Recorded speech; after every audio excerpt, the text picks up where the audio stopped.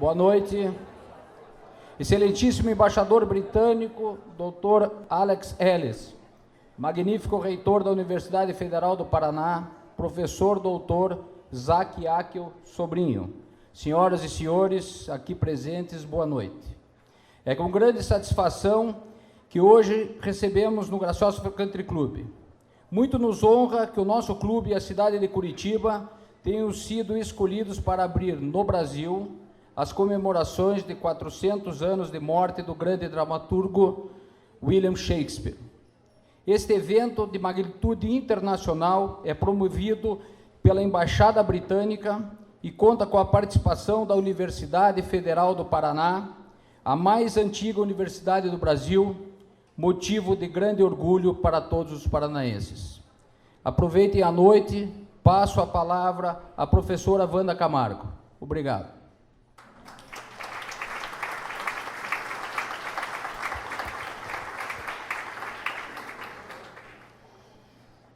Boa noite a todos.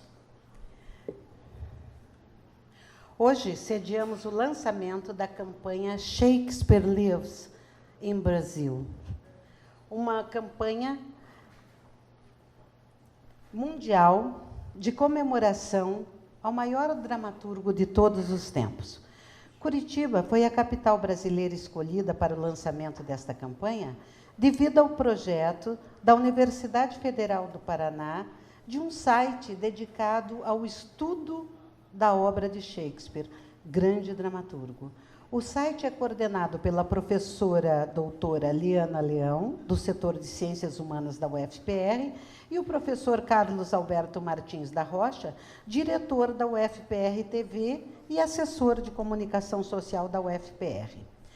Participam do site muitos dos maiores atores brasileiros, como Fernanda Montenegro, Miguel Falabella, Vera Holtz e, hoje aqui presente, o excelente ator Tiago Lacerda, trazendo a Curitiba suas peças sobre Shakespeare para o Festival de Teatro de Curitiba.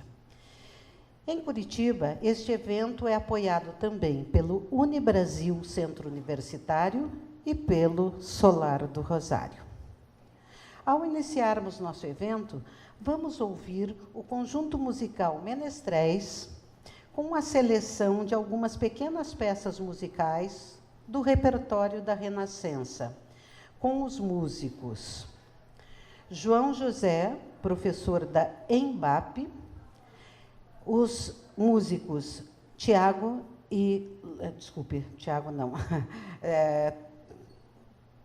Luciano e João Matias, desculpe. Vamos começar ouvindo o professor João José, que tocará ao piano uma peça da época de Shakespeare, cujo autor é John Burt, e a peça se chama Pavane.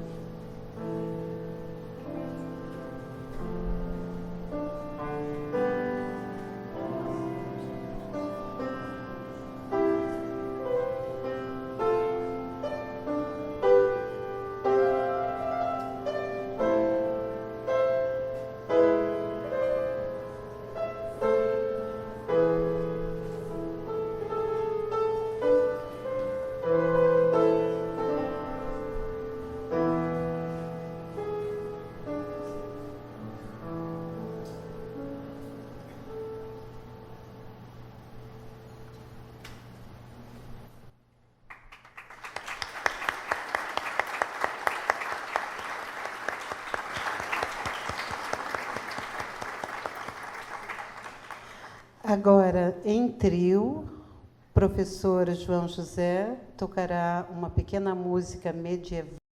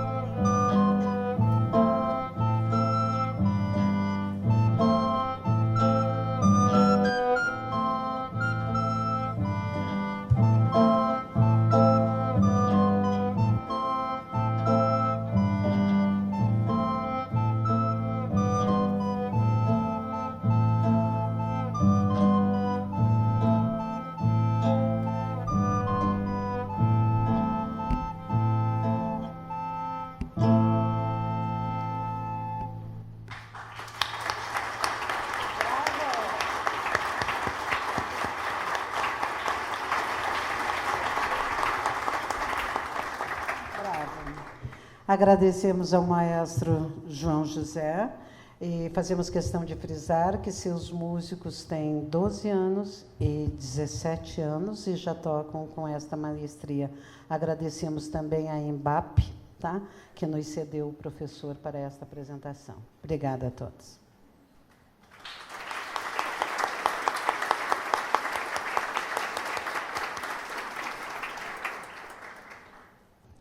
Neste momento, fará uso da palavra o diretor do setor de Ciências Humanas, o doutor Eduardo Barra. Boa noite. Permitam-me inicialmente saudar o embaixador britânico do Brasil, o doutor Alex Ellis, o reitor da minha universidade, o professor Zac Akel Sobrinho, o vice-reitor, o professor Rogério Molinari, o cônsul honorário da Bélgica em Curitiba, o doutor João Casilo, e a consulesa, a doutora Regina Casilo. Saudar, enfim, as senhoras e aos senhores que atenderam ao convite da professora Liana de Camargo Leão e estão aqui hoje para prestigiar o projeto que ela lidera no Departamento de Letras Estrangeiras do setor de Ciências Humanas da Universidade Federal do Paraná. Projeto esse que, nesse momento, nos enche de orgulho por ter sido escolhido pelas representações diplomáticas e culturais britânicas no Brasil para marcar o início dos eventos culturais e acadêmicos em torno da obra de William Shakespeare, programados para este ano, quando se completam 400 anos de sua morte. Recebi a missão da minha colega, professora Eliana, para aqui, em nome do setor de Ciências Humanas, realizar uma justa homenagem a um seleto grupo de unidades administrativas e pessoas da nossa universidade, cuja colaboração com o Shakespeare.ufpr.br viabilizaram esse projeto que hoje nos proporciona esse encontro festivo. Em primeiro lugar, É preciso destacar o entusiasmo com que o projeto foi acolhido pela reitoria da nossa universidade, que não mediu esforços para apoiá-lo, divulgá-lo na nossa comunidade e muito além dela. A qualidade do material veiculado no site dependeu fundamentalmente da dedicação e do profissionalismo da direção e dos técnicos da UFPR-TV, com quem temos, então, a obrigação e a satisfação de compartilhar todas as menções elogiosas até aqui recebidas. O CELIM, o Centro de Línguas e Interculturalidades, também emprestou o seu prestígio, a sua estrutura técnica para potencializar os resultados do projeto. Foram também muitos os professores da área de letras e de ciências humanas que tiveram participação decisiva em alguma fase do projeto. Cabe-me destacar aqui, sempre por delegação da minha colega professora Liana, o professor Walter Lima Torres, a professora Célia Arnes, a professora Ana Camati, que contribuíram na realização de entrevistas e criação do conteúdo.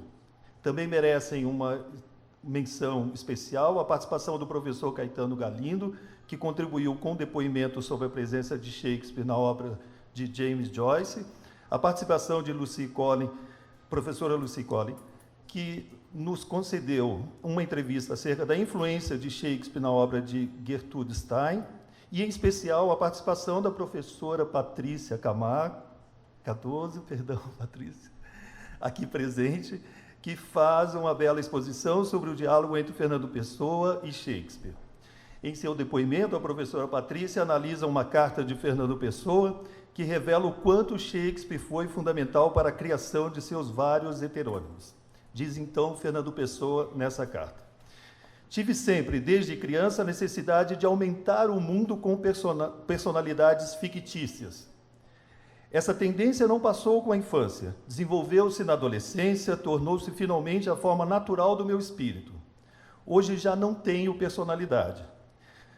Quanto em mim haja de humano, eu o dividi entre os autores vários, de cuja obra sou apenas o executor. Não me custa admitir que eu seja louco, mas exijo que se compreenda que não sou louco diferentemente de Shakespeare. Se encerra aqui tudo o que a Liana me encomendou para dizer a vocês nessa solenidade. Permitam-me, então, acrescentar mais algumas poucas, mas talvez as minhas mais importantes palavras. Essas palavras destinam-se a quem mais merece aqui os nossos profundos agradecimentos e mais sincero reconhecimento: a professora Liana Camargo Leão.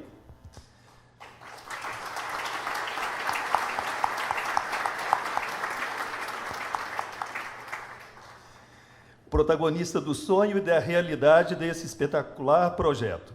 As palavras finais de Fernando Pessoa certamente cabem também a ela, que com uma incomum destreza desdobra-se nos encargos da produção, da mediação, da criação, da liderança intelectual, das relações inter e intra-institucionais, da comunicação com o público externo à universidade, entre tantos outros encargos. Acompanhando e admirando os seus movimentos, Liana, não nos custa também acreditar que você é louca. Mas tampouco nos custa aceitar que você também nisso fez de Shakespeare o seu mais adequado alter ego. E assim supriu nossa necessidade, a necessidade que também é de todos nós, de aumentarmos o nosso mundo. Parabéns, muito obrigado.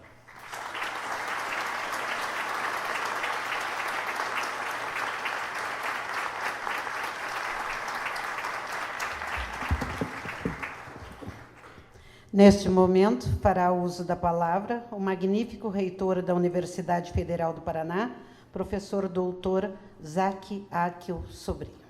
Eu, como reitor, queria deixar algumas mensagens. A primeira delas é que a gente tem na universidade alguns teimosos, algumas pessoas que não se entregam às dificuldades, que não olham para os percalços que a gente tem no caminho, às vezes falta de recurso, como estamos agora, às vezes falta de apoio institucional, como muitas vezes acontece, a nossa burocracia interna que é feita para as coisas não acontecerem, e se joga nos sonhos e projetos. E a Liana, eu falava há pouco com o professor Carlos Rocha, dizia assim: E ela falou essa frase hoje, que ela chegou com a ideia na cabeça e uma câmera na mão. E a nossa equipe lá da TV formatou de uma maneira admirável uma plataforma que eu creio que democratiza o acesso a um acervo riquíssimo de Shakespeare. Shakespeare ainda vive. Essa ideia de começarmos em Curitiba uma celebração no Brasil inteiro nos honra muito, mostra que a Universidade Federal do Paraná, centenária universidade, está sempre contemporânea, sintonizada nos temas mais modernos possíveis, fazer reflexões sobre os textos de Shakespeare, suas obras, seus filmes e peças, né, sempre nos trazem ensinamento. Alguns deles até muito oportunos para essa saga que vivemos agora, nos dias contemporâneos. No almoço conversávamos um pouco disso, se ele teria criatividade para escrever um roteiro tão intrincado como que o Brasil passa nesse momento. Mas com certeza sim, porque todas as grandes lições de vida e as frases definitivas das suas peças nos trazem sabedoria. Que bom que a Universidade Federal do Paraná tem uma plataforma que permite acesso mundial. E foi essa a ideia da Liana, eu acho que foi esse o resultado de um trabalho de muita gente, do DiBiase, de toda a nossa equipe, o professor Carlos Rocha, a equipe da TV que deu suporte a essa plataforma, nosso centro de informática da universidade e, sobretudo, o setor de ciências humanas, que é um celeiro de talentos. Parabéns, Barra e Lígia, pela força que vocês têm dado e agradecer novamente a nossa embaixada britânica no Brasil. Obrigado, embaixador, por ter escolhido Curitiba, nos dado esse presente de começarmos aqui uma grande celebração, que o Brasil possa se iluminar e a gente traga um pouco de esperança no momento que tanto precisamos. Precisamos de muitos brasileiros de mãos dadas, de braços dados. É com isso que eu vim trazer uma mensagem de esperança, de otimismo e, sobretudo, de união, fraternidade e solidariedade para nós todos. Não vamos nos dividir, vamos continuar juntos. Muito obrigado, boa noite a todos, parabéns pelo evento.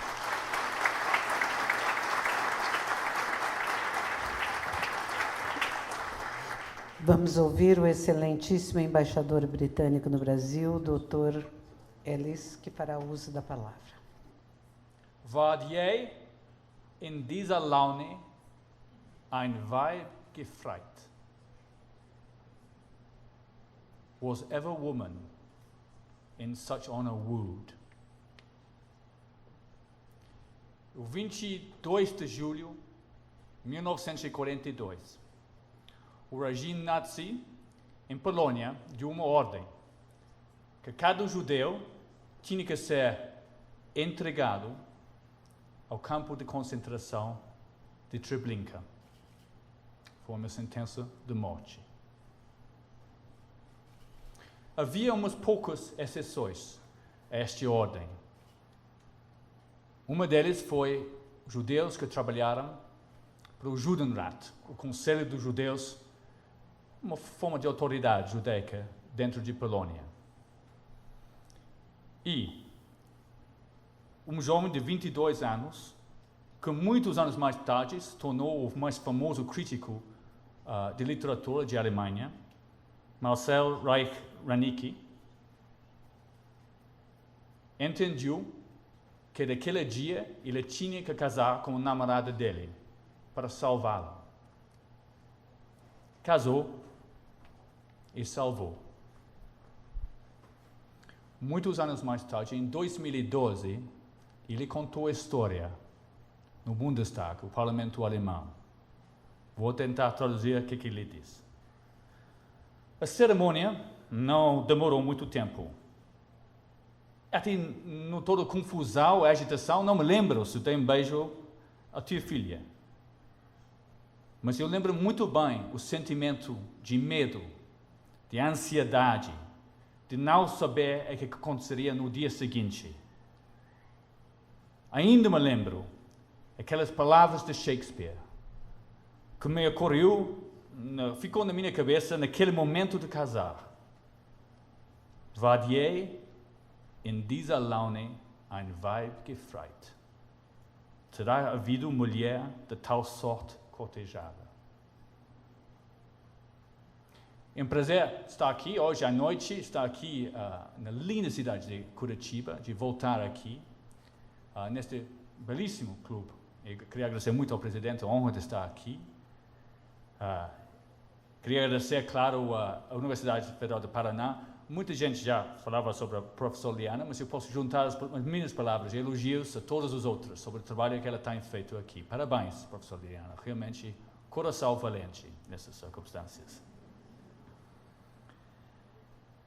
É difícil para mim dar este discurso por várias razões. Primeiro, porque tive que falar algumas palavras de alemão, mas não preocupem-me, são as únicas palavras de alemão que eu sei falar. Então, este é o limite. Faço isso com um grande prazer de agradecer também aos meus colegas que estão assim escondidos, não sei onde, Mariana, Glaucimara, Renato também, está aqui, que me ajudam tanto, fazem tanto trabalho para concretizar esta noite. Quero agradecer também, claro, o magnífico reitor. O embaixador é excelentíssimo, mas o reitor é magnífico. Eu acho que entendemos a ordem das coisas. Também um discurso difícil, porque estou dando um discurso ator frustrado que eu sou, em frente a um grande ator, Tiago Lacerda. Muito obrigado, Tiago, por nos juntar hoje à noite. E talvez o mais difícil de todos, que tenho aqui hoje à noite, a minha professora de português está aqui. Onde é que ela está? Maria Ângela, tenho que reconhecer a sua presença aqui. Onde é que ela está? Escondida aqui. Que foi minha... Então, vocês podem julgar depois se eu era mau aluno. Ela é muito boa professora, não preocupe. Estamos aqui para marcar os 400 anos de morte do Shakespeare. Mas, as it says on the banner, Shakespeare lives. Shakespeare vive. O Shakespeare era um inglês, produto do seu tempo, um tempo turbulento no meu país, um tempo de muita tensão religiosa, primeiro, de tensão de guerra com a Espanha, de tensão depois de complôs, de ataques contra a própria rainha, o Gunpowder Plot, não sei dizer isso, complô de pólvora, não sei, obrigado. Então, como sempre, os tempos mais difíceis às vezes produzem o arte mais interessante. Esta é uma grande vantagem quando você está numa época turbulenta. O Brasil vive momentos turbulentos, mas certeza está produzindo alguma arte, alguma resposta muito interessante, pensando, refletindo sobre estes dias difíceis. Shakespeare lives. Por quê? Porque Shakespeare é o mestre da parte pública e das peças de história. Júlio César. Para entender a política não é preciso ir ao Congresso, ouvir o presidente do Congresso, o presidente do Senado. Só é preciso ouvir as palavras de Marco Antônio, no elogio que ele dá ao Júlio César. Brutus says he was ambitious, and Brutus was an honorable man. É um fascinante discurso sobre o poder, como ele transforma o ouvinte durante isso. Demora mais ou menos 3 minutos aquele discurso. E você começa com Brutus aqui e você termina com Brutus aqui. Só com as poucas palavras. É um gênio. Vale a pena ler ou reler, que eu fiz hoje. Shakespeare lives porque ele é mestre do privado também. Não cabe a mim em frente um grande ator falar de Hamlet, mas realmente I have of late, wherefore I know not, lost all my mirth. Um dos mais bonitos e mais trágicos discursos que você pode ouvir de um ator, de um escritor. O Shakespeare entende o que é o ser humano. O Shakespeare é um mestre, Shakespeare lives porque ele consegue juntar o público e o privado. Talvez seja o maior gênio dele. E que você traz momentos tão públicos e depois você abre o espaço para o privado. Você entra na alma. O Macbeth, um grande exemplo de como você pode ter essas duas vidas. É a tragédia de tentar equilibrar esta dualidade. Esta dualidade que existe do público e privado, e Shakespeare lives por causa do trágico e cômico. O porteiro em Macbeth, no momento mais escuro de peça, o porteiro, o gravedigger. Como se diz gravedigger em português? Coveiro. Ainda bem que não conhecia a palavra, eu acho que é bom, mostra que tinha passado uma vida boa até agora. O coveiro, até um certo ponto, mostra caminho para o fim de Hamlet. Hamlet é uma história de tragédia, de frustração e depois da redenção, o coveiro começa a parte mais importante, onde eu acho que mesmo naquela cena que Hamlet diz, I am Hamlet the Dane. Pela primeira vez ele consegue entender quem é. Shakespeare Lives também, eu digo isso como ator frustrado, porque Shakespeare é muito generoso com os pequenas partes, os pequenos atores também. O maravilhoso parte do Bravantino, o pai de Desdemona em Otelo, que tem umas linhas fantásticas, uma cena magnífica, quando ele mostra a fúria dele contra o fato que o Otelo está casando com a filha dele. Pode ser alguns pais aqui na audiência que já teve este sentimento, não sei, mas... e talvez o meu preferido de todos, o segundo assassino. Não o primeiro assassino, o segundo assassino, que tem estas pérolas de linhas. Sou um indivíduo com os maldosos golpes do mundo e seus embates, irritado de tal modo deixarem que fria não importa o que for para vexá-lo. I am one whom the vile blows and buffets of the world have so incensed that I am reckless what I do to spite this world. Eu acho que ele só tem 10 linhas em toda a peça, mas são as linhas perfeitas que ele dá. Isso é uma generosidade de um autor também. Também Shakespeare Lives porque ele é o mestre do enredo também. Olha para algumas linhas dele em várias peças e penso, isso fica bem numa novela também, não é? As juras mais fortes consomem-se no fogo da paixão como a mais simples palha. Ter um filho ingrato é mais doloroso do que a mordida de uma serpente. Eu acho que podemos criar algumas novelas à volta dessas linhas. Este é arte para todos, em todos os setores.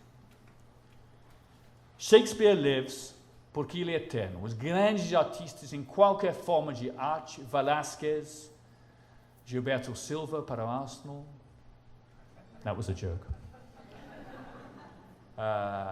Mozart, músicos também, são eternos porque mostram o que é para ser humano.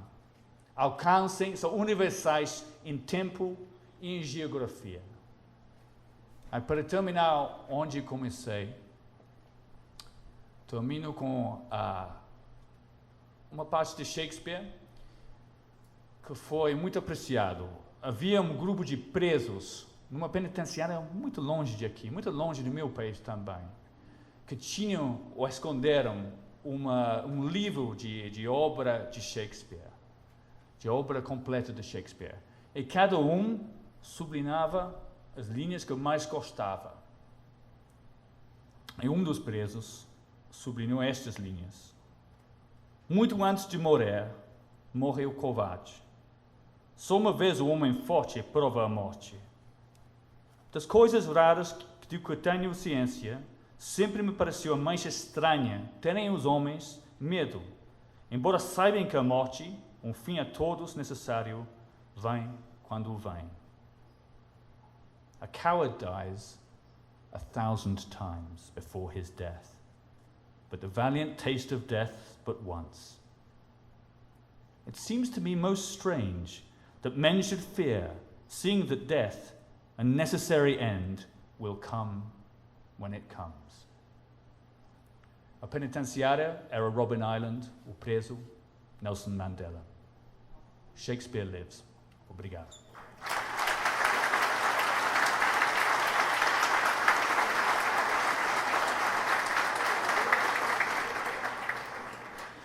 Convidamos também para as suas considerações o diretor do British Council, Sr. Eric Klug. Boa noite a todas e a todos. Quero agradecer muito os parceiros, agradecer a presença das autoridades, o Alex, o Tiago, o reitor, mas mais do que tudo a presença de vocês, porque o teatro, o Shakespeare só existe quando tem a plateia, quando tem o público, quando tem os amantes da arte. Eu sou diretor do British Council, vou falar muito breves palavras, porque também é um tall order, como se fala em inglês, falar depois de um embaixador tão articulado e antes do Tiago Lacerda, quer dizer, é um lugar muito ingrato para se colocar. Eu sou diretor do British Council e essa é uma campanha global do British Council. A gente tem mais de 100 países envolvidos na campanha do Shakespeare Lives. E o Alex já falou algumas razões pelas quais o Shakespeare ainda vive, apesar de, obviamente, estar morto há 400 anos. E essa dicotomia, esse paradoxo, é muito interessante. Por que ele vive? Pelo poder dos conceitos, como o Alex levantou, ou porque ele falou de tudo, de traição, de sexo, de política, de poder, de gênero, com tal propriedade que é referência em todos esses aspectos. Sempre uma discussão sobre justiça, sobre qualquer tema, pode remeter a Shakespeare com muita propriedade. Há muitas razões pelas quais ele vive, a gente quer continuar que essa vida seja potente e seja capacitadora. Então, o programa Shakespeare Lives, ele começa agora, está sendo anunciado para a imprensa hoje, anunciado para vocês. É um grande prazer estar aqui em Curitiba fazendo isso. E inclui programas que capacitam pessoas a entender melhor o mundo, a desenvolver a arte, desenvolver literatura, tradução, teatro, aprender academicamente, se desenvolver a sua linguagem usando temática shakespeariana. Eu vou mencionar alguns projetos que a gente tem durante esse ano, mas todos têm esse caráter de perenidade e de capacitação. A gente vai ter, por exemplo, o Shakespeare Forum. Em 3 cidades, teremos fóruns de dramaturgos, diretores e atores que discutirão como encenar Shakespeare atualmente. Teremos a coleção de filmes do BFI, do British Film Institute, e do National Theatre, apresentada em várias cidades do Brasil, mostrando Shakespeare, do Laurence Olivier até o Shakespeare encenado hoje em dia. Teremos o Shakespeare in Debate, então, encontros como esse em que se falará de política, de gênero, de temas atuais sobre um viés shakespeariano. Uma campanha global online chamada Play Your Part, em que vocês todos estão convidados a gravar o seu trecho preferido de Shakespeare e colocar na internet, porque o Shakespeare também funciona no Twitter. Shakespeare funciona em qualquer lugar. Shakespeare está hoje no House of Cards, que você vê na Netflix, está no Festival de Teatro de Curitiba, aqui, 400 anos depois, está nos Slam Poetry, nas batalhas de rima dos rappers, em Londres e no Brasil também. Shakespeare está na linguagem. O número de vocábulos que Shakespeare criou para a língua é indizível, é muito grande. Isso até chegou até no português. Então, a gente tem palavras em português que vieram das palavras inglesas criadas por Shakespeare. Então, a gente queria convidar vocês para participar dessa temporada magnífica que marca os 400 anos da morte de Shakespeare. A gente já marcou os 450 do nascimento de Shakespeare há 2 anos atrás, porque é uma festa constante, é uma celebração constante desse legado tão importante do bardo. O British Council, ele trabalha no Brasil há 70 anos, criando vínculos entre o Reino Unido e o Brasil em várias áreas, em esportes, artes, educação, língua inglesa e exames. E esse vai ser o nosso tema principal nesse ano, junto com as Olimpíadas, obviamente, que a gente tem um legado olímpico, as Olimpíadas vindas de Londres em 2012, indo para o Rio de Janeiro em 2016. Então, esses são os 2 nossos grandes temas. Então, de novo, é um grande prazer tê-los aqui. Quero agradecer de novo a Liana, a universidade, aos parceiros todos, a Graciosa, e, mais uma vez, a vocês por estarem presentes. O site shakespearelives.org.br tem toda a programação do que vai acontecer e muita coisa vai ser anunciada nesse site. Então, por favor, participem, começando agora, assistindo provavelmente o Tiago Lacerda ensinando Shakespeare atual no Brasil de hoje. Muito obrigado.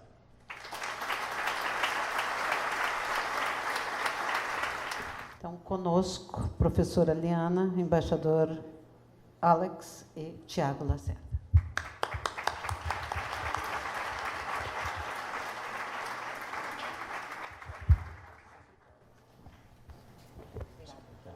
Acho que você não meio. Bom, boa noite. Eu agradeço a presença da minha universidade aqui. É um prazer estar no Graciosa, abrindo essa campanha, porque eu sou diretora cultural daqui. Muita gente não sabe disso, às vezes até eu esqueço, mas, porque eu frequento outras coisas aqui.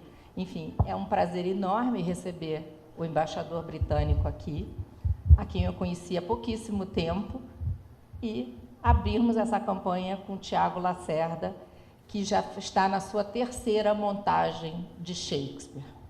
Então, eu vou começar perguntando ao Tiago como que começou esse interesse dele por Shakespeare? Sendo que acho que a primeira peça que ele montou foi o Hamlet. Bom, muito boa noite a todos. É um prazer enorme estar aqui em Curitiba novamente, por ocasião do Festival de Curitiba de Teatro.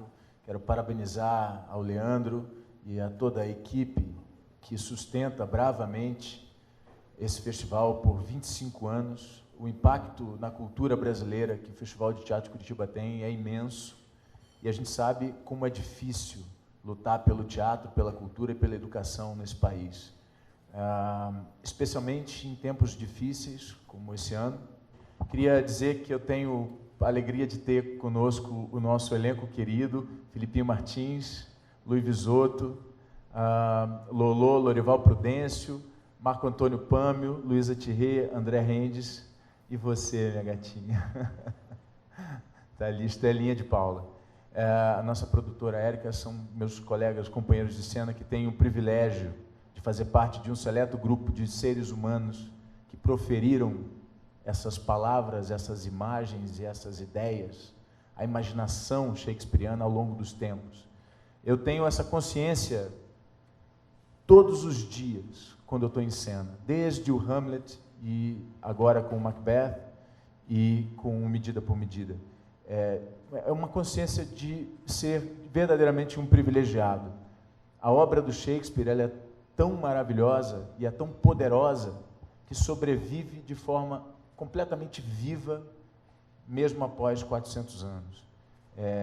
Nada é tão moderno, nada é tão vanguarda, nada é tão provocador, tão inspirador quanto a obra desse homem maravilhoso. Então, poder estar aqui hoje, dividindo o palco com o Alex, o seu discurso me emocionou algumas vezes, de verdade, porque realmente é um privilégio. Você citou Nelson Mandela, citou o regime nazista, as circunstâncias humanas a qual todos nós estamos expostos. E essa pergunta é uma pergunta que foi, não é uma pergunta, mas uma constatação que foi feita aqui algumas vezes já. Por que o Shakespeare vive? Porque o Shakespeare fala sobre nós.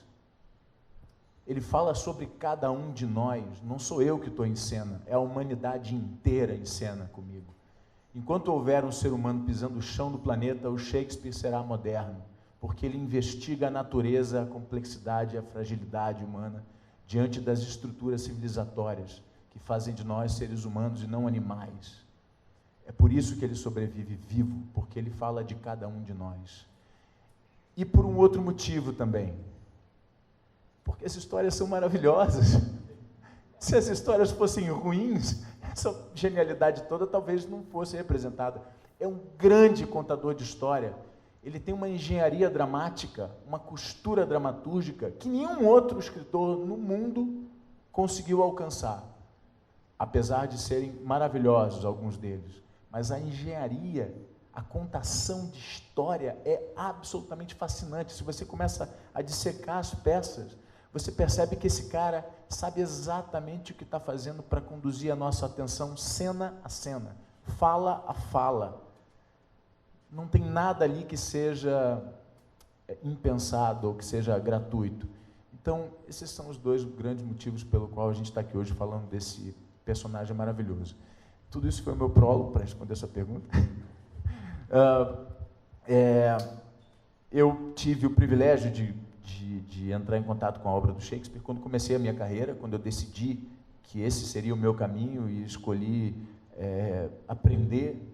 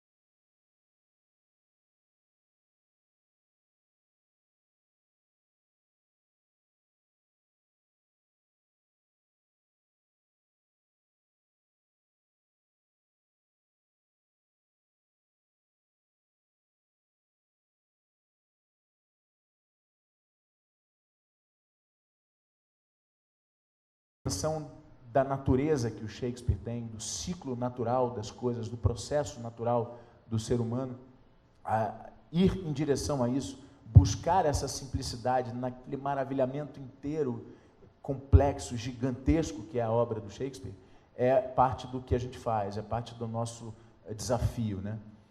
De que maneira trazer essas histórias maravilhosas para o proscênio. Qualquer coisa que atrapalhe as histórias não é bem-vinda. Está tudo ali. Está tudo ali. O nosso trabalho é simplesmente contar essas histórias para o público. E é o que a gente tem feito com sucesso desde o Hamlet e agora com a temporada do repertório Shakespeare. Antes de passar a palavra para o Alex fazer alguma pergunta, eu queria só complementar uma informação. O Ron Daniels, Ronaldo Daniel, né? Chama de Ronaldo, que ele gosta, ele prefere. De Nikit, de Niterói, que alcançou essa eminência mundial na direção das peças shakespearianas, dirigiu os grandes atores britânicos, como, por exemplo, o Derek Jacobi, a Judi Dench. Mark Rylance, agora ganhador do Oscar. O Mark Rylance fez o Hamlet do Ron, o famoso Hamlet de pijamas da Royal, que foi uma montagem que fez um sucesso enorme pelo mundo inteiro. O Mark Rylance é ator do Ron. E o Mark Rylance, para o público assim de que vai a cinema, que gosta de cinema, ele acabou de ganhar o Oscar pelo ator coadjuvante no... Como é que é o nome do filme? O filme eu já não me recordo mais. É do Ponte de Espiões. Não sei se já estreou no Brasil, tenho dúvida. Já estreou no Brasil. Bom, então, só para complementar a pergunta, eu queria te perguntar o seguinte. Quando eu leio Shakespeare com os meus alunos na universidade, a dificuldade primeira que nós temos que superar é o seguinte: o texto de Shakespeare é muito... ele não tem rubricas, ele não tem direção para o ator, como na dramaturgia contemporânea e moderna, onde a gente tem os parênteses e se diz assim, devagar, falar rápido, ou com tal emoção. Essa coisa da rubrica que descreve e auxilia o ator. Ao mesmo tempo, o que o texto tem é incluir as rubricas nas próprias falas.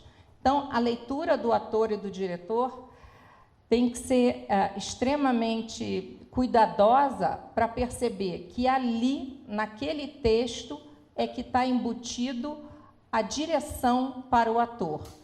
Eu queria saber como é que foi isso para você, de sair do texto lido para perceber o texto como roteiro de encenação. Bom, uma das coisas fundamentais do que a gente faz, para mim, pelo menos, tem gente que não gosta, mas para mim é fundamental o trabalho de entendimento da peça. O trabalho de mesa, é um trabalho antes de tudo. Nesse momento, a gente descobre que o texto diz para a gente. Quando você tem um texto ruim, muitas vezes é importante ter rubrica. Mas quando o texto é bom, está tudo ali. Está tudo ali. Não, uma das coisas interessantes a respeito do nosso trabalho com o Ron é que ele repete uma coisa maravilhosa. Ele diz, confia no texto. Vai, porque ele sabe o que está fazendo. Então, o Macbeth, eu digo o nome de 12 animais.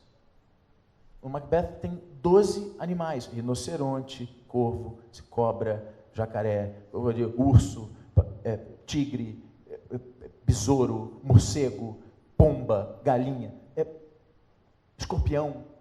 Como é que o cara encaixa escorpião, tigre, rinoceronte numa peça que tem 1h40 e aquilo é bom? Você fica, como é que é isso? Como é que isso fala e dá certo? Então, as indicações, os caminhos que você escolhe, muitas vezes eles acontecem de uma maneira absolutamente natural, porque à medida que você se apropria do texto, aquilo vai te conduzindo de uma certa forma.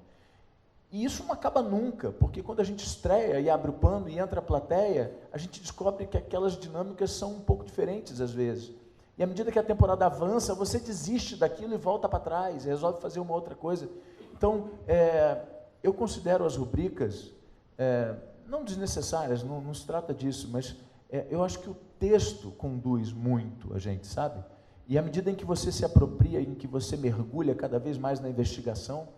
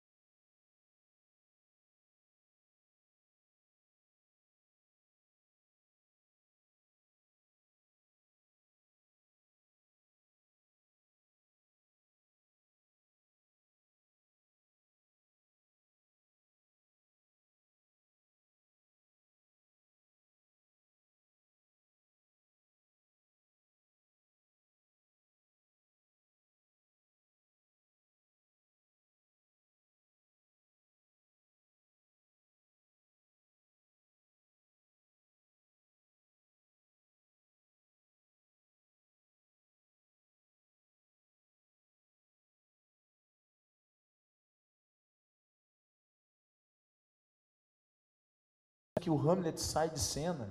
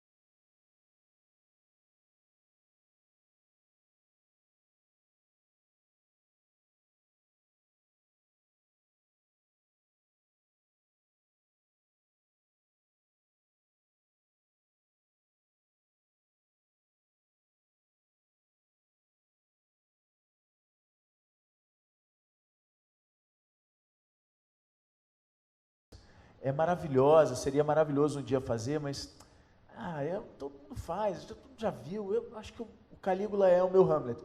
E o Calígula, do Camus, para quem não sabe, o Camus só escreveu aquilo porque existiu o Hamlet. A estrutura da dramaturgia contida na peça, que o Camus lança a mão, ela é chupada da estrutura do Hamlet, é impressionante. Então eu resolvi descobrir isso e resolvi admitir que o Calígula era o meu Hamlet. Quando o Ronaldo me convidou, e eu aceitei fazer, não só porque seria maravilhoso fazer o Hamlet, mas também por causa dele. Eu sabia que eu precisava de uma figura como ele para encarar essa jornada. E realmente, eu acho que eu estava com razão, mas eu te cortei. Não, o fantasma do Hamlet, você precisava do pai, né, do Ron Daniels. Sim, precisamos do norte, todos. E no Hamlet, você recorda assim, algum trecho que te emocionou mais? O Alex recitou o trecho dele. Você lembra aí? É que em português. Agora eu estou com inglês e português na cabeça. Não, eu fico no ato 3. Ele está falando com o Rosencrantz e Guildenstern. Eu não devo responder a pergunta que é para Tiago Lacerda. Não, por favor, até porque eu não lembro. Mas dos gênios do Shakespeare é na transformação, no momento de revelação e transformação. Se você vê, por exemplo, em Hamlet, para mim, o momento mais brilhante é o momento em que o rei, o tio, volta para a audiência. Depois de ser um mal de fita desde o início, o homem horrível, depois volta para a audiência e olha para eles e confessa. É um momento de gênio, porque você entra na alma, então ele é um ser humano como os outros seres humanos. Um outro exemplo de transformação seria em King Lear. O Lear, quando ele começa a enlouquecer, é magnífico de raiva que ele tem sobre as filhas. I shall do such things, I know not what they are, but they shall be the terror of the earth. Terror da terra. Em uma fúria, depois ele olha para o fool, não sei dizer em português. O bobo. O bobo, ele diz, oh fool, I shall go mad. De momento de revelação para ele entende que está enlouquecendo, ao mesmo tempo que ele está no seu magnífico fúria. E essa capacidade de revelar, de transformar num segundo. O Macbeth tem isso também. Você entra no Macbeth, Macbeth revela, fala com a audiência. Então isso é um momento muito emocionante. Ainda mais porque eu vi o meu pai fazer o rei, o tio de Hamlet. Como eu achei o meu pai era boa pessoa, depois eu vi ele em Hamlet, eu achei ruim depois disso. Mas olha, são muitos momentos. Eu queria lembrar uma ideia que o professor Uzak comentou aqui, que é a coisa da esperança, né? O Shakespeare, existem controvérsias a respeito de quem ele era, se era nobre, se era do povo, não interessa. É o menos importante. O importante é que as peças são maravilhosas. Mas ele tem uma consciência a respeito da natureza que é absolutamente fascinante e nos ensina muito, né? As peças, de um modo geral, têm uma trajetória e ele nos diz que depois do mais rigoroso inverno, debaixo da neve mais espessa, germina uma semente. Então, essa ideia de que o ciclo da natureza se cumpre invariavelmente é uma lição. Então, a pertinência de encenar Shakespeare hoje, em qualquer época, mas especialmente hoje, em Curitiba. A gente vai sair daqui e vai para Belo Horizonte. E pelo país, pelo momento delicado que a gente vive, pelo momento conturbado de questionamentos e acontecimentos, levar essa ideia de que a gente vai germinar, a gente vai passar por isso e alguma coisa vem depois disso, sabe? Então, eu acho que essa é uma ideia shakespeariana.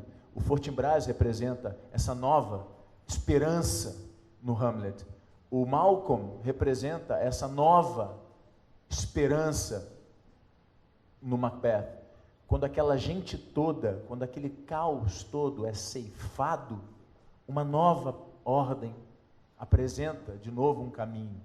Então, isso é Shakespeare. São momentos lindos. Eu gosto muito do Hamlet.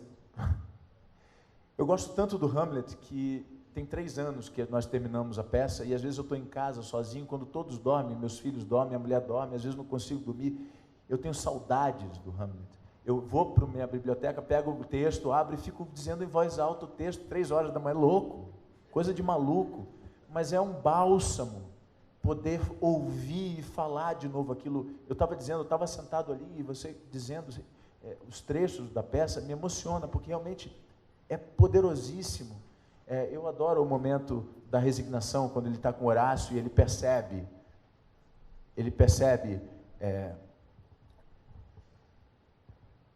deixa estar. Let be. Let be. Você e o John Lennon. Sabe?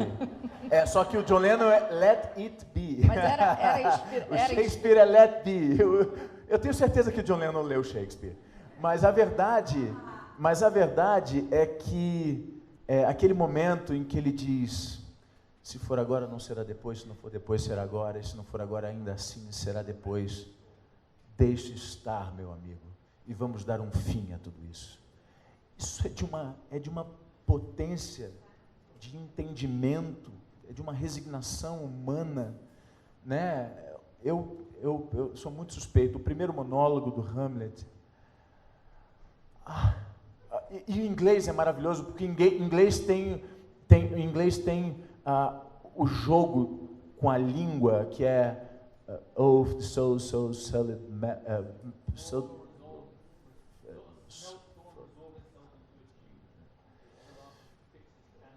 ai, é lindo. Fala de novo, Alex. Oh, if the soul so solid, flesh would melt. Solid tem um duplo significado, e esse jogo com as palavras que o inglês contém e que às vezes é impossível a gente segurar. E eu, como brincadeira, cada apresentação eu escolhia, pode ser sólido ou suja. E eu dizia, cada dia eu dizia uma diferente, então, de acordo com o que eu tivesse. Então, essa brincadeira para o ator, essa liberdade de poder brincar com as ideias do Shakespeare, é lindo. As cenas com a Gertrude, a minha cena favorita é a cena com a mãe, a cena com a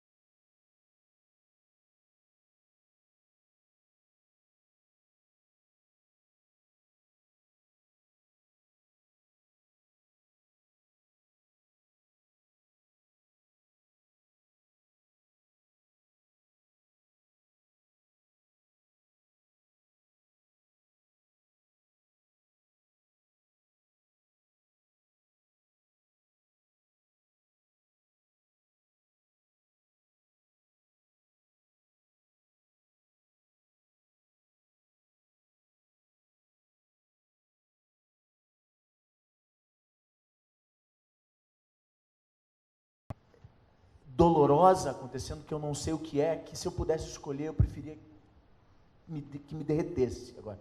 Então, essa possibilidade é linda. E deixa eu até fazer uma parte aqui.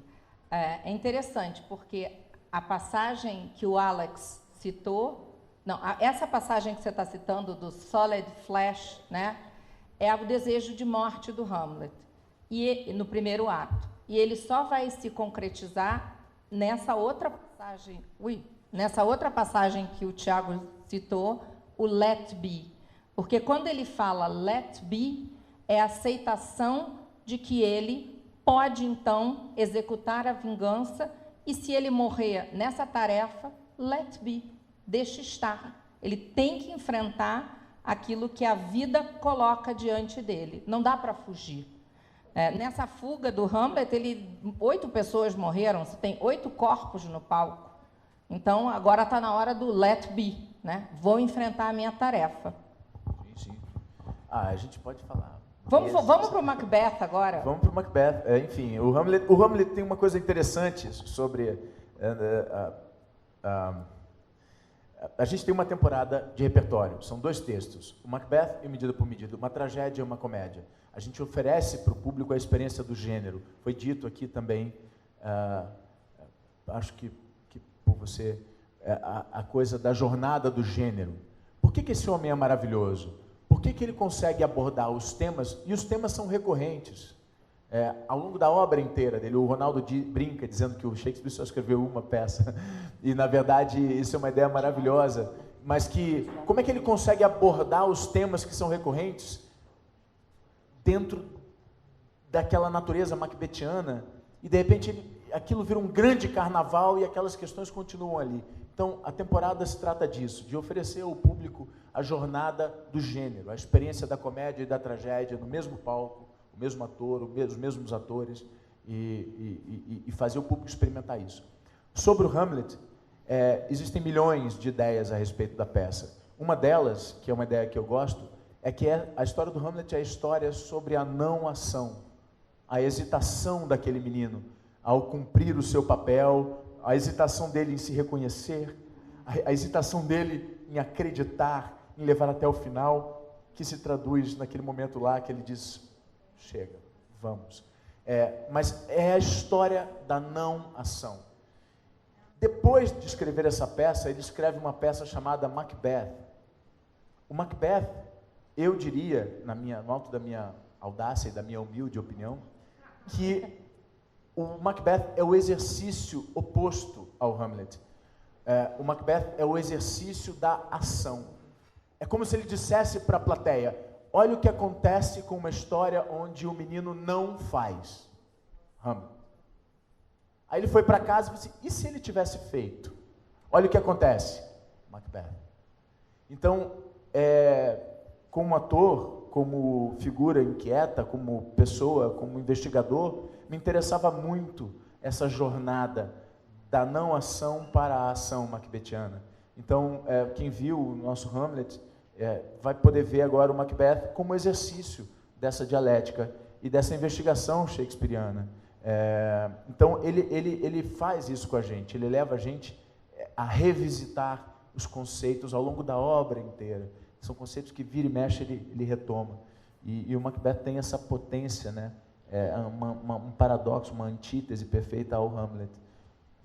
São 2 personalidades. Afinal do ato quinto de cada peça, você tem quase o mesmo discurso. Tomorrow and tomorrow and tomorrow, bring on this petty pace from day to day. Que é exatamente como The Readiness is All, que é no ato quinto de Hamlet.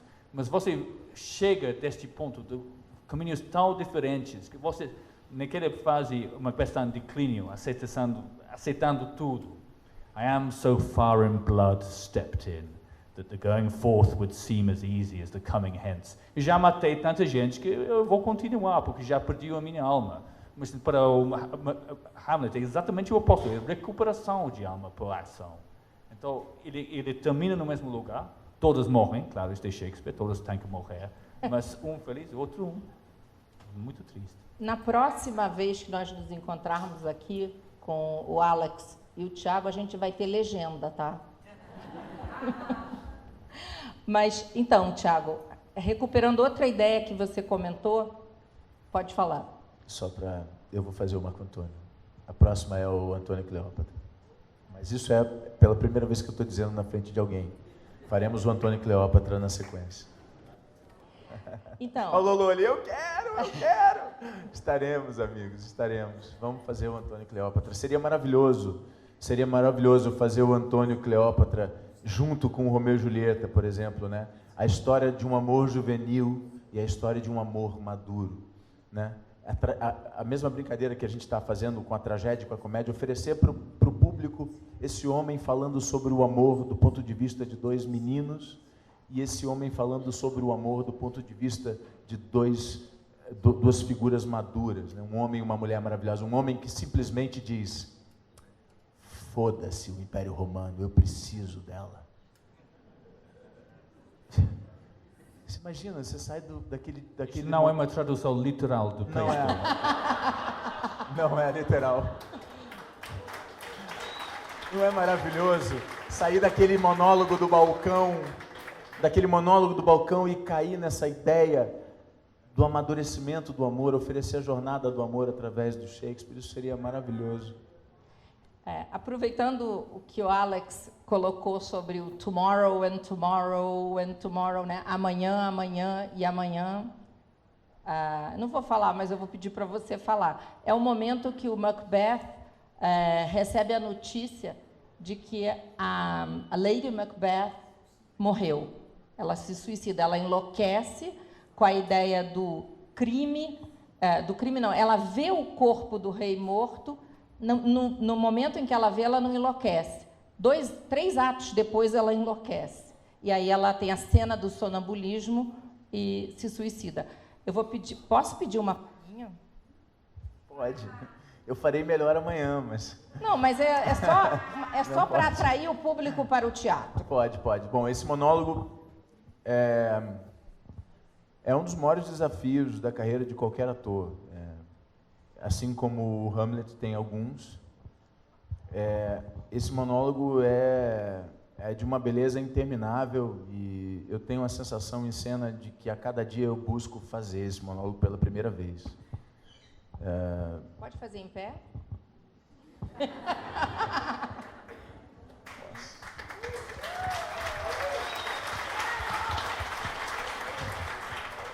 Me perdoe dizer em português, eu adoraria conseguir dizer em inglês, mas também me perdoem, as coisas não são fáceis, eu tenho vergonha.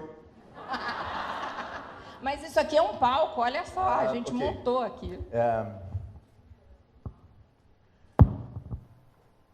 O amanhã e o amanhã e o amanhã se arrasta a pequenos passos, dia após dia, até o tempo chegar ao fim. E todos os nossos dias de ontem iluminam aos tolos o caminho da morte. Apaga, vela fugaz. A vida não é mais do que uma sombra que passa. É um pobre ator que, vaidoso e inseguro, toma sua vez no palco de quem depois não se ouve falar mais. É uma história contada por um idiota, cheia de som e de fúria, que não significa nada.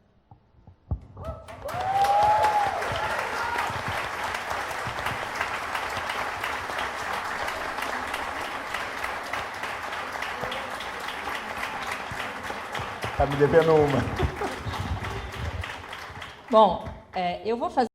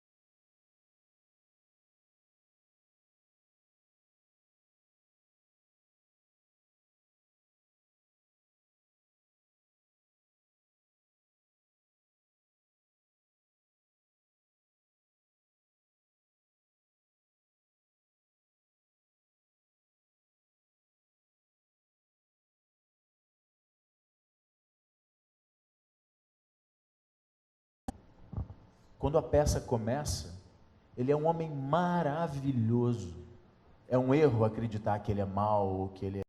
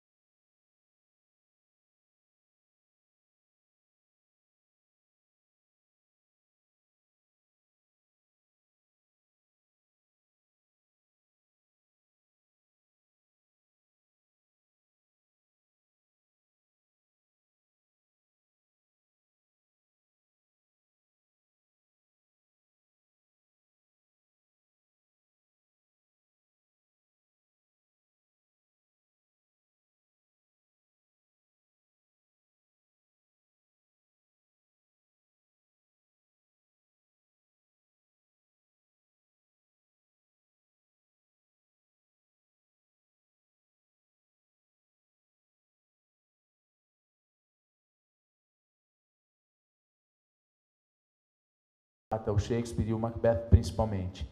A respeito do Ângelo,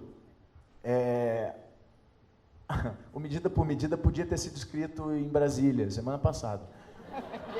O Medida por Medida trata a história de... E não só em Brasília, poderia ter sido escrito há 40 anos atrás, poderia ter sido escrito na Alemanha, na Austrália, na Dinamarca, no Argentina. Daqui a 80 anos será pertinente. Veja bem, não me entendam mal. Mas o que eu quero dizer é que as coisas são absolutamente pertinentes em Shakespeare. O Medida por Medida é uma peça menos conhecida que o Macbeth e é uma peça que trata da história de um governante que perde a mão da governabilidade, se retira e coloca no lugar dele alguém para realizar o que precisa ser feito, para exercer a lei e restabelecer a ordem. Só que essa figura se corrompe. Sentado no trono, ele se descobre com uma natureza que não imaginava que tivesse e diz: e agora? O que eu faço com isso que eu não sabia que existia? Não quero saber, eu vou dar voz a isso. E se corrompe e assedia a protagonista da peça, e o assédio feminino também é um assunto pertinente. Na nossa cultura, o que as mulheres passam a respeito do machismo, da opressão, do gênero, né? Então, se tem em cena um assédio sexual explícito, aquela coisa do diretor da empresa, do diretor da novela, do Big Boss, a opressão do poder sobre os de menos voz, né? E a coisa da mulher, a mulher sendo colocada nessa situação, né, do poder nas mãos de um homem, etc. Então esse cara que foi colocado ali para estabelecer a ordem, e recuperar a governabilidade daquele lugar, esse cara se vê um animal, Macbeth. Então essa dialética da obra do Shakespeare me interessa muito, de que maneira a gente conta uma história, depois conta outra, mas a gente, lembra disso aqui, está contido naquela, e esse é um tema recorrente para o autor, né, essa investigação. Então, naquele momento o Ângelo vira e o Duque precisa, engenhosamente, aí a dramaturgia do cara, o Duque descobre essa trama e volta para punir essa figura e restabelecer a ordem, justiça por justiça, medida por medida. Então essa é a história do medida por medida. O governante que perde a mão, coloca no seu lugar alguém para recuperar essa ordem, essa pessoa se corrompe e ele volta para reequilibrar as coisas, né? Então é sobre isso que trata as duas peças, e é uma brincadeira maravilhosa, eu tenho certeza, a gente adora fazer, o elenco, poxa, né, como é prazeroso. As pessoas falam, você é maluco, 2 peças, eu não sou... Eu sei o que é bom, é maravilhoso, é muito mais maravilhoso do que difícil, do que... Então é um prazer enorme ter essa brincadeira e poder estar aqui em Curitiba dizendo esse texto. É realmente um privilégio enorme. Bom, já que você está gostando tanto de dizer o texto, eu vou pedir para ele dizer mais um textinho do Medida por Medida, só recuperando, né? Então, é uma peça sobre governo, corrupção, justiça e misericórdia. Exato. Então, uma peça assim fantástica, é uma comédia, mas é uma comédia sombria, porque como o Alex, acho que foi o Alex que falou, tragédia e comédia se misturam em Shakespeare, como na vida. Você pode agora... O monólogo do Ângelo? É. Eu posso dizer o monólogo do... quando ele descobre que tem desejos por aquela mulher, ele diz... Em pé, em pé. Ele diz... Eu diz, o que é isso? O que é isso? A culpa é dela ou é minha? Quem é maior pecador? Quem tenta ou quem é tentado? Não é ela que está me tentando, e sim eu, que em plena luz do sol, estando ao lado de uma flor, corrompo a sua beleza como se fosse uma carcaça. Será que o pudor de uma mulher nos seduz mais do que a sua leviandade? Quando há tantas terras arrasadas, por que queremos destruir um santuário para ali instalar nossos vícios? Que vergonha, que vergonha, que vergonha! O que é isso, Ângelo? Quem é você? Será que você é tão sórdido que a deseja justo pelas coisas que a fazem tão boa? Deixe seu irmão viver. Quando o juiz é corrupto, os ladrões têm direito de roubar. Ou será que a amo tanto que desejo ouvir mais uma vez a sua voz e desfrutar novamente de seu olhar? Que sonho é esse? Demônio astuto, que para pegar um santo colocas uma santa em seu anzol. A tentação mais perigosa é aquela que nos conduz ao pecado por amor à virtude. Nenhuma mulher da vida, por mais bela e sedutora, pôde despertar o meu desejo. Já essa moça, de tão virtuosa, me conquistou. Até hoje, ao ver os homens apaixonados, eu sempre sorri, sem nada entender.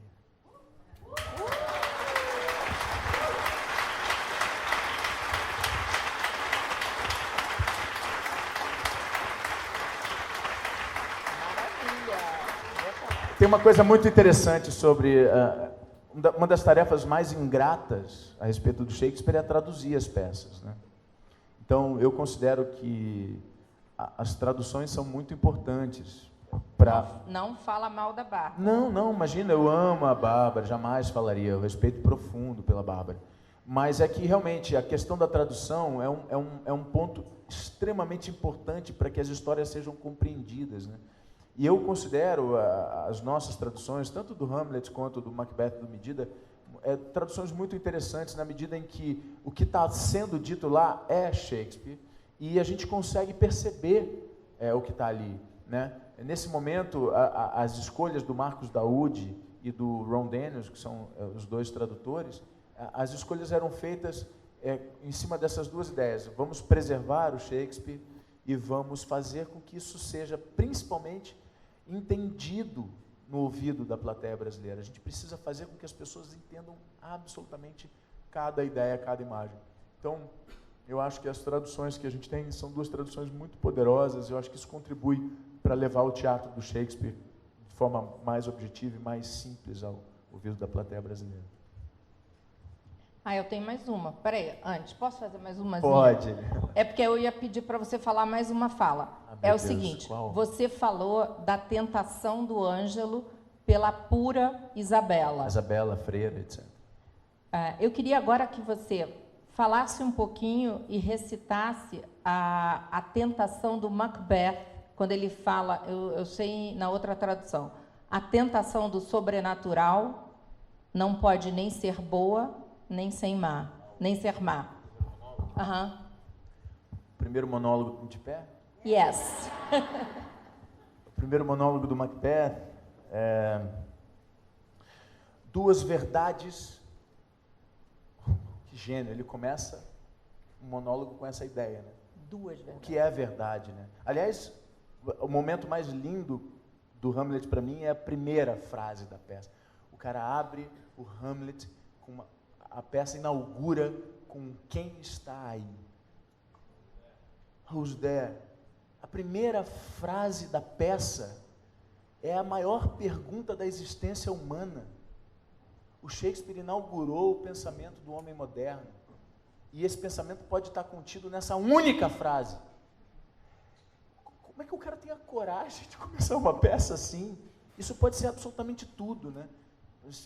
Mas quem está lá é o fantasma, é quem veio do além. Então é uma questão ontológica, sim, né? Quem está aí? Mas é também uma pergunta para cada um de nós. Exatamente. O fantasma, ele está lá. A gente sabe que essa é a história, etc. Mas o quem está aí ecoa no ouvido de cada ser humano que pisa o solo desse planeta. É a maior pergunta do existencialismo. Sartre. Não... Enfim, eu adoro. Então, e também da plateia, né? Porque você está no escuro e você pergunta, quem está aí? Quem e está a gente aí? Sentado, né? Pode ser para mim que estou na coxia, pode ser para a plateia, pode ser para o fantasma. Então, a genialidade daquela fugacidade daquele momento, o cara inaugura a maior história.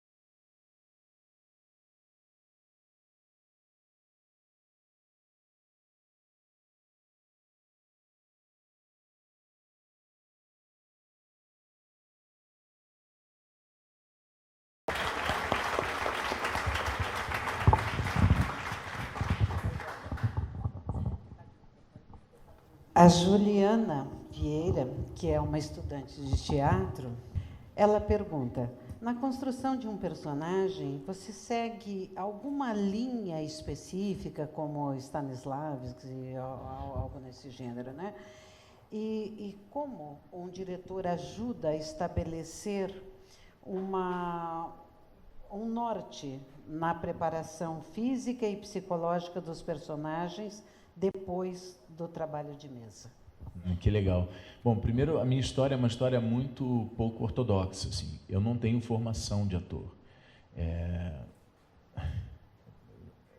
Para ser breve, eu queria ser gerente de banco.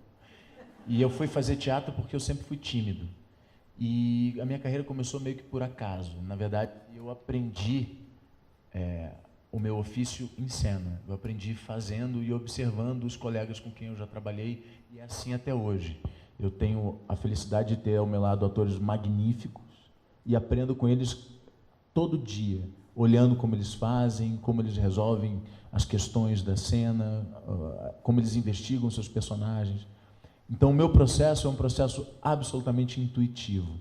É claro que ao longo desses 18 anos de carreira, eu estudei muito, eu li muito, me informei muito, já li bastante coisa, todos os caras, ou pelo menos muitos deles, mas eu não tenho segurança para te dizer qual é o meu processo, eu não tenho um nome para o que eu sou. Eu sou intuitivo e as minhas respostas estão sempre no texto.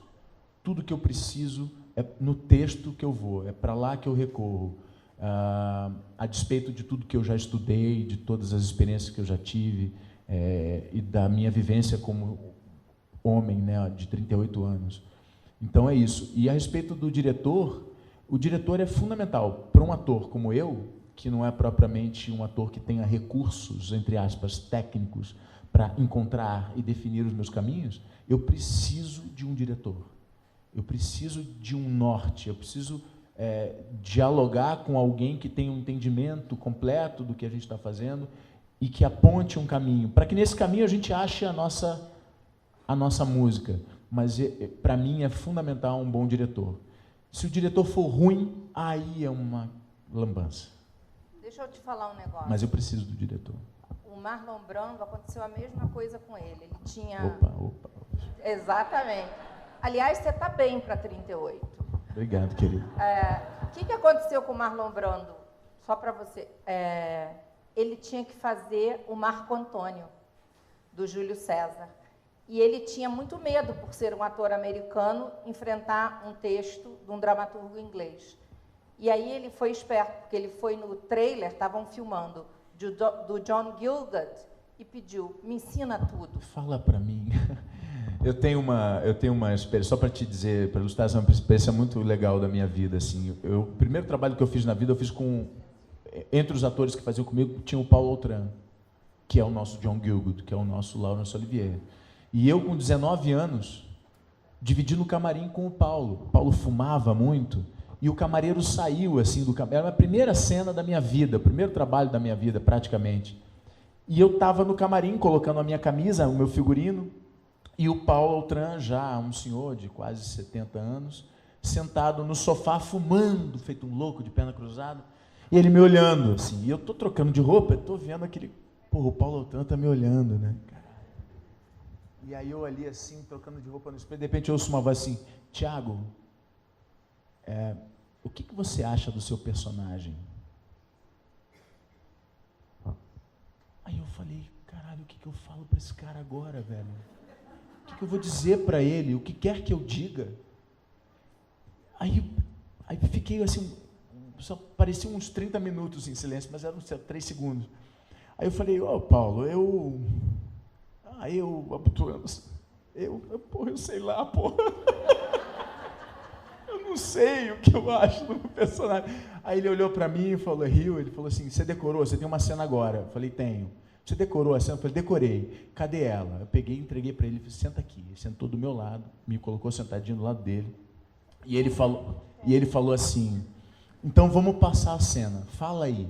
E eu dei o meu texto, ele deu a réplica, deu o meu texto. Quando terminou, ele falou assim, muito bem, agora se você quiser, você também pode fazer assim. E fez a cena de novo comigo diferente. Aí quando terminou, ele falou assim, se você quiser, você também pode fazer assim. E fez de outro jeito. E fez uma 4ª vez diferente. E ele falou, pronto, agora você escolhe. Isso são 10 anos de curso de teatro.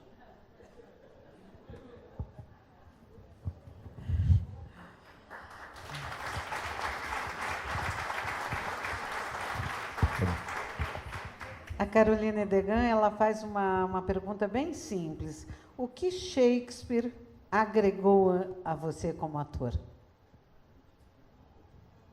Vocês têm tempo? A Eliana pediu para eu levantar. Você me gosta de ver em pé. Bom, me lembrei do Paulo Otran de novo. A verdade é que o Shakespeare transformou o meu entendimento a respeito do meu ofício, né? O Shakespeare ofereceu para mim ferramentas que eu não imaginava que tinha. Ofereceu para mim a oportunidade de entender o que é uma boa história.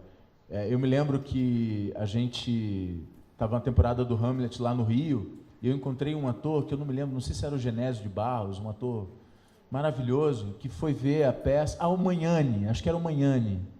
E aí o Magnani saiu da peça, a peça terminou, ele estava emocionado, e eu fui dar um abraço nele, cansado e tal. Aí ele falou, poxa, que maravilha, parabéns, que lindo o seu trabalho.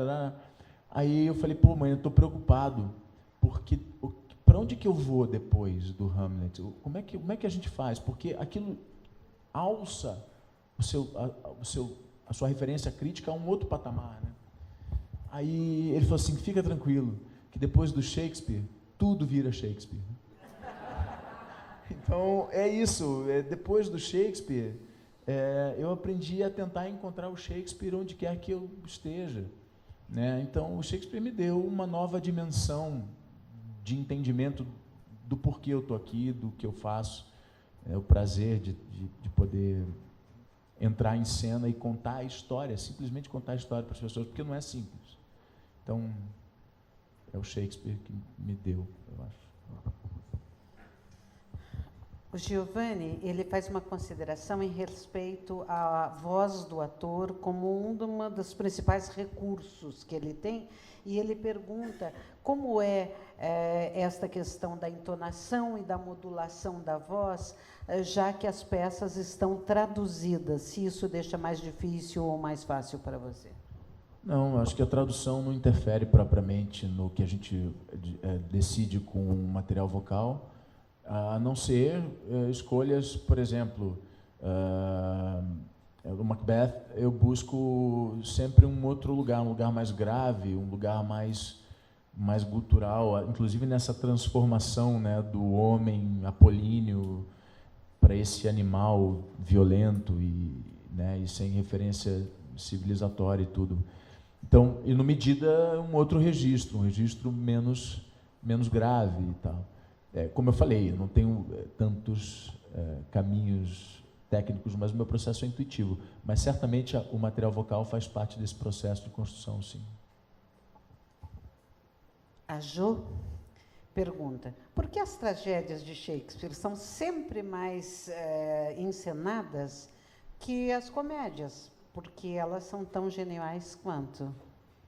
Eu não sei porquê. Você tem alguma ideia, Eliana, do porquê dessa... Eu acho que as tragédias são muito poderosas, Alex.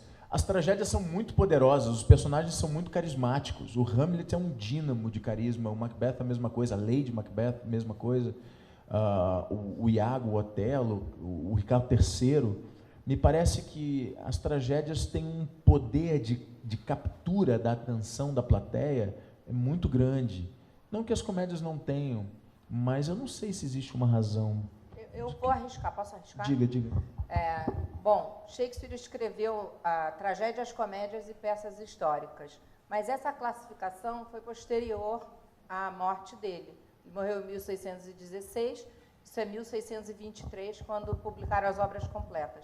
Mas, na verdade, se você for observar, você que está fazendo Medida, é uma comédia, mas ela começa com um problema praticamente trágico, de morte. A cabeça do Cláudio, que fornicou com a noiva antes do casamento, é pedida. Então, a diferença básica entre tragédia shakespeariana e comédia é que as comédias terminam em casamento e as tragédias terminam em morte. Mas, durante as peças, os elementos trágicos e cômicos aparecem em ambos os gêneros. Sim. E também nas peças históricas. As peças históricas, aí sim, você tem menos elementos cômicos. Elas oscilam entre elementos trágicos, entre tragédia e drama histórico. O Medida por Medida é uma gostosura, como o Ronaldo diz, né? É uma delícia a peça. A engenharia, a história, a maneira como a história é contada. Do ponto de vista de arquitetura dramática, a peça é impecável.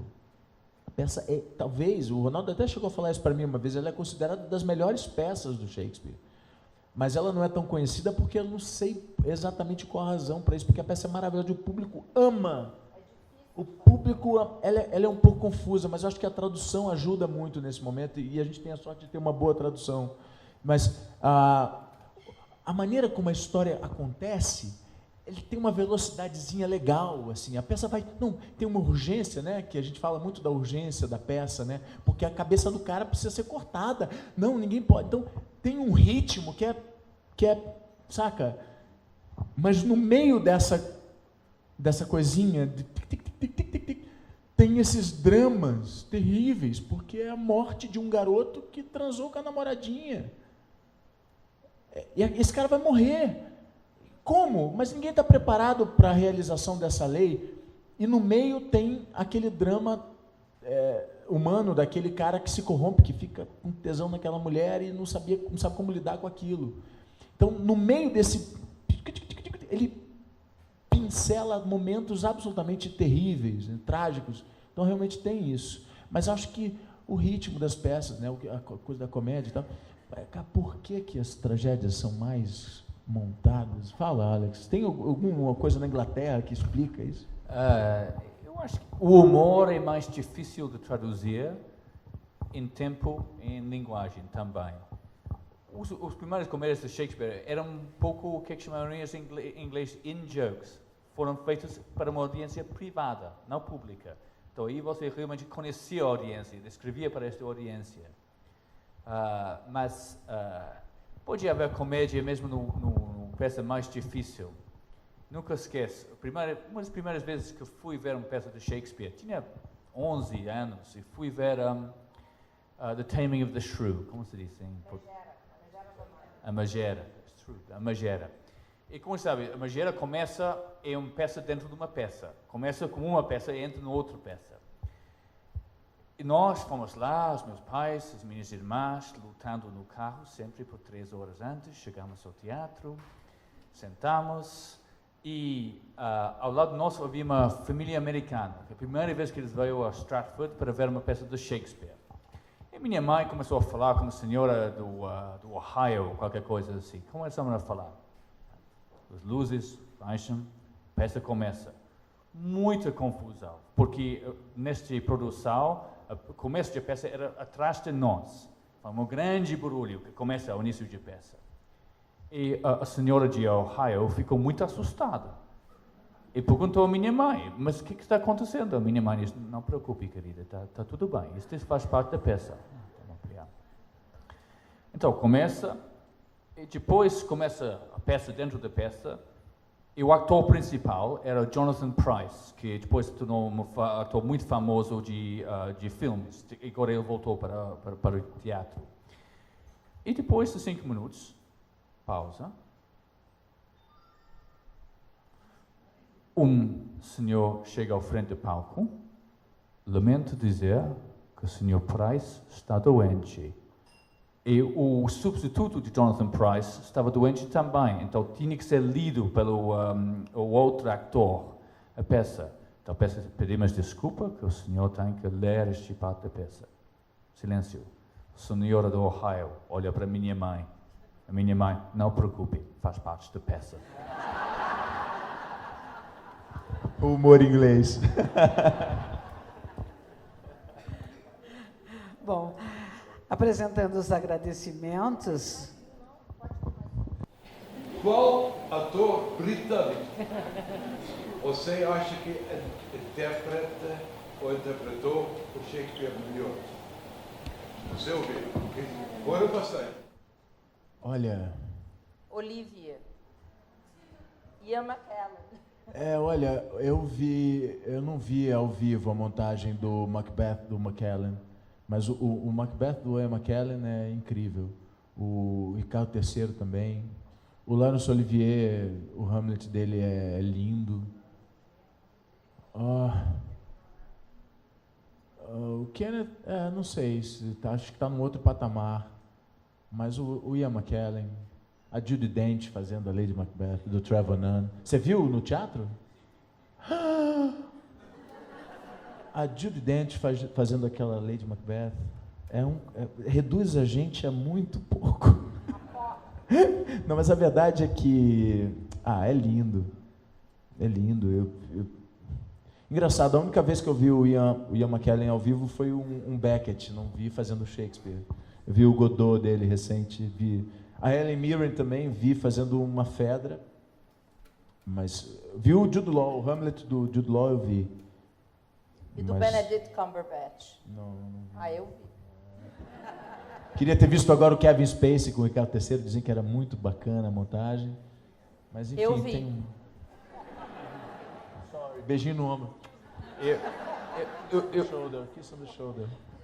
Eu sou servidor público, então minha opinião vale o que vale. E vergonhosamente, não me lembro do nome do ator, mas o melhor ator que tenho visto de Shakespeare nos últimos anos, nas tragédias, é o ator que tem um papel nos filmes de James Bond, do assistente do M. Não me lembro como é que ele chama, é um brilhante ator na peça. O pai dele era ator também. Ele fez um Iago absolutamente fantástico que eu vi o ano passado. Alguém pesquisa no Google, por favor. Sim, exatamente. Vai lá. Eu acho que talvez o papel mais difícil que eu tenho visto de fazer é King Lear. Porque eu vi Jonathan Pryce fazendo o Rei Lear. Ele conseguiu fazer Rei Lear Act 1, Act 2. O Lear, o Magnífico, o Mandão. Depois eu vi, desculpe, outro ator, o nome que esqueci, que é muito famoso no teatro, não existe no filme, que fez um Lear excelente de Ato 3, 4, 5. O Lear patético, o Lear sofrendo. Mas fazer as duas coisas é um alcance de tudo que eu acho quase impossível de fazer. Qual foi esse ator que você viu, Lear? Gonna ask me that. Simon Russell Bill? Exatamente, Simon Russell Bill. Tá bom, eu também vi. O Russell Bill foi muito bom desde o início do ato 3. Mas o Russell Bill é melhor nas comédias, acho eu, de facto. Mas, ele fez o Timon, né? Sim, fez. Eu vi isso também, que conseguiu dar uma coisa muito interessante ao Timon, o Timão, mas eu sei que não posso dizer Timão no Brasil, porque as pessoas ficam muito ofendidas. Não, pode ser Timon. Timon. Mas o Macbeth, eu acho que é o papel talvez mais difícil. Pelo menos é o que é considerado o papel que derruba ator. Olha, eu vou te falar, existe uma ideia a respeito do Lear. O Lear talvez é um casamento de vivência do ator com um corpo que ele já não tem mais. Dizem isso da Julieta também, né? É preciso que seja uma menina com uma vivência de uma mulher, e isso é praticamente impossível. Eu concordo com você, o Macbeth é dificílimo, é mesmo. Mas eu fico achando que o Lear e a Julieta, putz grila. Eu gosto de um Lear que todo mundo pode ver, que é o Lear feito para televisão, na verdade, do Laurence Olivier. Porque na época que ele fez esse Lear, ele também estava com problema de saúde grave que afetava. Então, toda hora eles tinham que parar a filmagem para o Olivier se recuperar. Mas é um Lear muito mais frágil desde o início do que esse, do Simon Russell Bill. Agora, Alex, você falou hoje à tarde que eu achei que era o Anthony Hopkins que tinha fugido para Hollywood depois de ter fracassado no Macbeth. Ou será que ele fracassou no Lear? Ele fez um Lear que foi muito mal visto. Mas acontece. O meu pai foi ver uma famosa produção de Macbeth com Peter O'Toole. E Peter O'Toole cuspia tanto que o meu pai passou metade da peça assim. Vou me lembrar disso amanhã. Bring your overcoat and umbrella. Parece. O ator chama-se Rory Kinnear. É absolutamente fabuloso. Recomendo, talvez, Kinnear. Não é Greg Kinnear, esse é o americano. Rory Kinnear. Ele é absolutamente on the money. Quero muito ver o Mark. Dizem que o próprio Ronaldo fala, diz que o Mark é um ator fantástico. Mas eu vi Mark em Jerusalém. Talvez seja o peça que mais me marcou da última década. Era ver ele em Jerusalém. Isso foi uma coisa. Tem uma peça que eu acho que foi escrita para ele, e eu acho que vai ser quase impossível para mais alguém fazer esta peça depois dele, porque foi tão marcante o que ele fez. Ele foi diretor do Teatro Globo muitos anos em Londres, né? O Mark Rylance. Bom, agradecendo a todos, principalmente, né, a grande aula de teatro e de interpretações que tivemos aqui hoje. Eu gostaria de convidar, então, o cônsul honorário da Bélgica em Curitiba, doutor João Casilo, que fará a entrega de alguns presentes, tanto ao embaixador Alex Ellis, quanto ao nosso querido ator Tiago, quanto à professora Liana Leão, e ao professor Zac, que nos deu a honra de estar presente hoje. Obrigada, doutor João.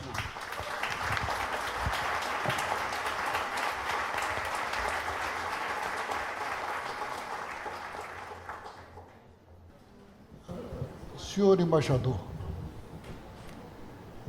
eu sei que seria dever e mesmo uma satisfação muito grande me dirigir ao senhor em inglês. Mas, quando eu pensei em fazê-lo, a professora Liana Leão, don't do it. But she said very strongly, don't do it.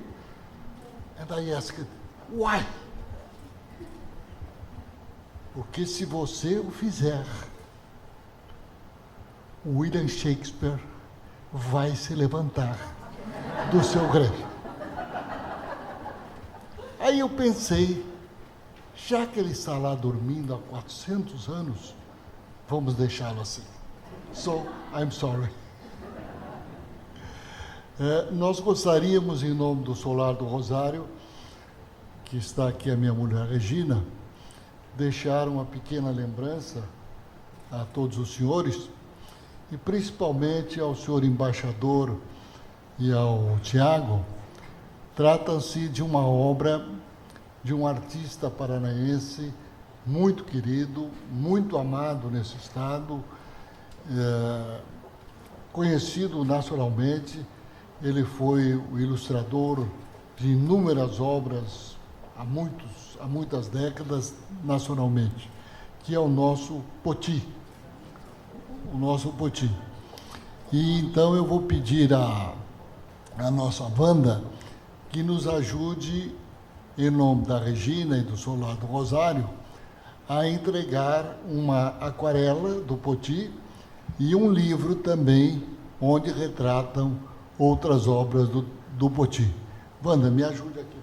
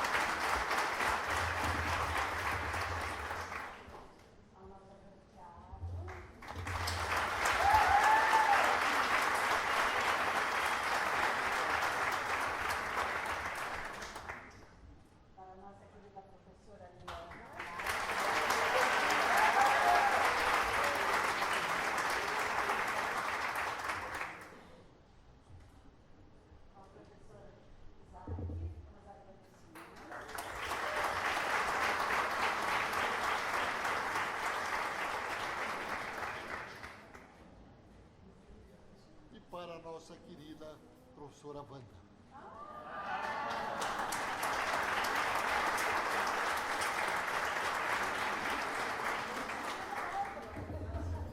E eu gostaria de fazer um convite a todos,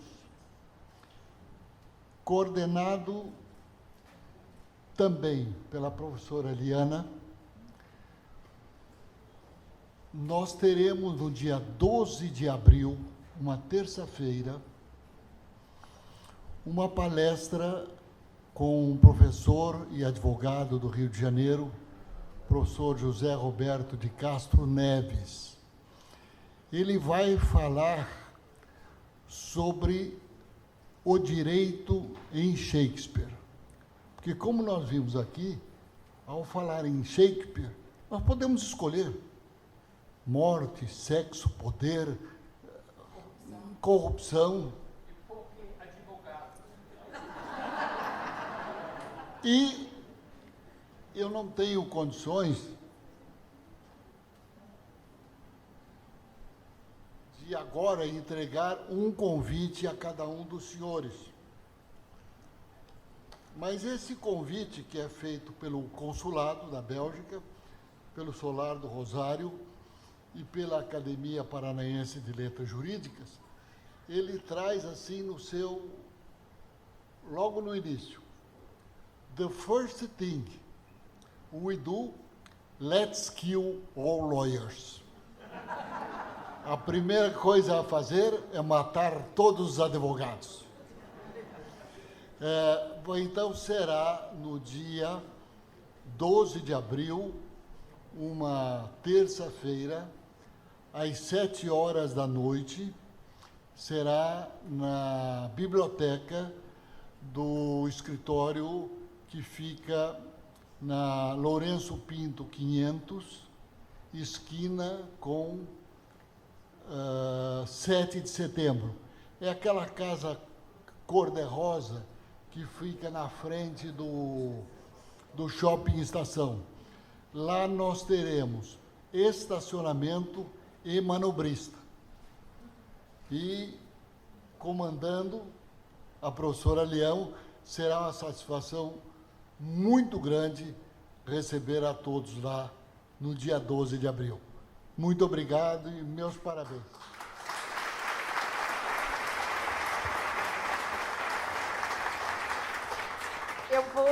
Casilo, eu vou deixar o convite aqui no Graciosa, para quem desejar, e também na Universidade Federal do Paraná, no setor de Humanas, para quem desejar, e no Solar do Rosário. O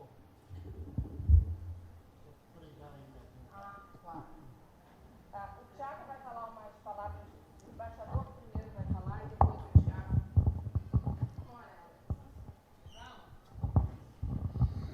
Shakespeare lives. Obrigado.